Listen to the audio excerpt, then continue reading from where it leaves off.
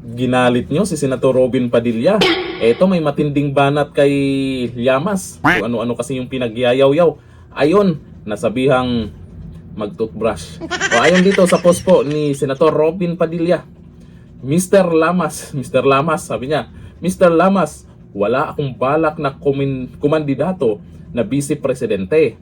Hindi ako katulad ng mga kaalyado mo na gigil kumandidato, kaya sinusunod lahat ang mga payo mo. Huwag mo ako itulad sa inyo na nagsasagasaan kayo kahit magkakasama kayo dahil sa mga sarili ninyong mga mataas na ambisyon. Ibahin mo ako, Mr. Lamas. Kahit hindi ako politiko, marunong akong sumunod sa partido. Ganyan si Senator Robin Padilla. PDP Laban Chairman si Rodrigo Roa Duterte at ako ay dating Pangulo at Pangulo ay miyembro ng partido.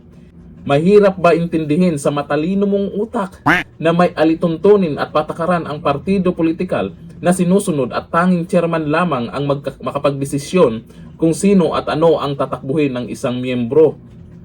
May delikadesa po ako. Hindi ako marunong managasa at manuwag ng pinuno at kasama ng dahil sa ambisyon. Sundin mo kasi ang payo sa iyo ni Attorney Guanzon. Magsipilyo po kayo. Bao nang lumalabas sa bibig nyo. Hindi po kasi naintindihan ng mga to na kung saan ay susundin po nila bilang miyembro ng PDP Laban, susundin po talaga nila kung ano yung gusto ng chairman. Kung sasabihin kay Senator Robin Padilla, o tumakbo kang Pangulo, tatakbo siyang Pangulo kasi miyembro siya doon, siya yung napili doon, siya yung gustong maging Pangulo ng Pilipinas at susuportahan ng PDP Laban, di susundin niya. Kung sasabihin ng chairman ng PDP Laban na tatakbo siyang vice presidente, susunod siya. Kung sasabihin iba na lang yung pwedeng tumakbo, susunod siya. Kayo naman, kung ano-ano kasi yung lumalabas sa bunganga nyo, magsipilyo naman kasi kayo. Ayan, na real to kayo ni Senator Robin Padilla. Ang daming post kasi nito ni Lamas. Lamas daw Ang daming post kasi niya, sunod-sunod, banat niya kay Senator Robin Padilla, tatakbong vice presidente dahil sabi ni Tatay Digong, kung magsalita sa Tatay Digong na nasa preso, at kung ano-ano yung mga banat niya.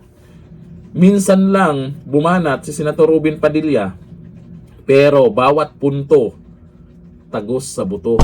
O ngayon, Llamas, nagsipilyo ka na ba? Baka makapal na yan ha? O ayon dito sa nag-comment, sabi ni Rusty Lopez, ang lalim mo idol, iba talaga panindigan mo, saludo. Sabi ni Diosdado Sevilleno, agoy Llamas, na real to katuloy. Sabi ni Amira Nur, natawa ako sa huli. Mr. Lamas, hindi ka pala nagsisipil. Medyo makapal na siguro yan. O, ayan. Paano mo sagutin yan? Yung sinasabi ni Senator Robin Padilla. Di ba? Puro kasi kayo yaw-yaw ang baho ng lumalabas sa bunganga nyo. Tagam. Magagdito lang, tigil.